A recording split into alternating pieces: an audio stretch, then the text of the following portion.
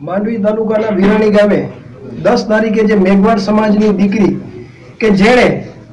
વિધર્મી સમાજના યુવકના પ્રેશરથી 10 તારીખે જે એણે આત્મહત્યા જેવું પગલું ભર્યું, એના સંદર્ભે આજે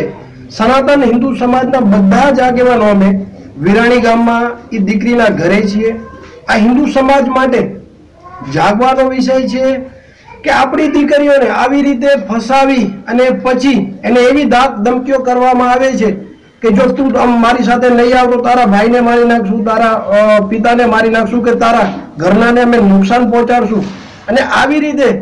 આવી ઘટનાનો જ્યારે આપણી બેન દીકરીઓ ભોગ બને છે અને એક દીકરી બની, આ ઘટનાક્રમ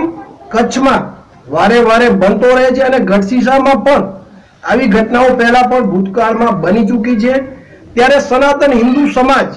આજે આ પરિવાર સાથે, મેઘવાડ આખા સમાજ સાથે અમે છીએ અને આ સમાજ અમારો હિસ્સો છે। આ સમાજ એકલો નથી અને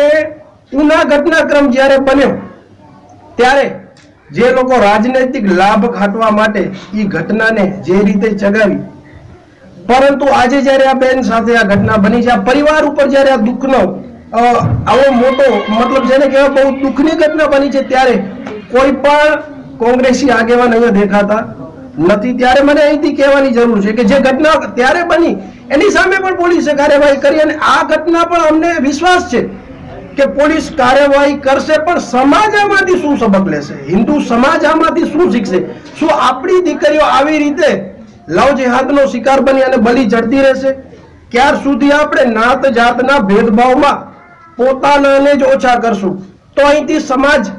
જાગૃત થાય અને આવી ઘટનાઓથી કાંઈક સબક લે, આપણી બહેનો અહીંયાથી જાગૃત થાય કે જે લોકો આવી મેલી મુરાદો સાથે આપણા સમાજને ભ્રષ્ટ કરવાના પ્રયત્નો કરી રહ્યા છે એના સામે હિન્દુ સમાજ જાગૃત બને અને આ જે વિરાણીની ઘટના બની છે એના અમે ઘેરા પ્રત્યાઘાત આપશું। હવે પછી આવી ઘટના ન બને એના માટે અમે જે પણ પ્રયત્નો કરવા જોઈએ સમસ્ત હિન્દુ સમાજ સાથે રહી અને આ વિરાણીના પરિવારને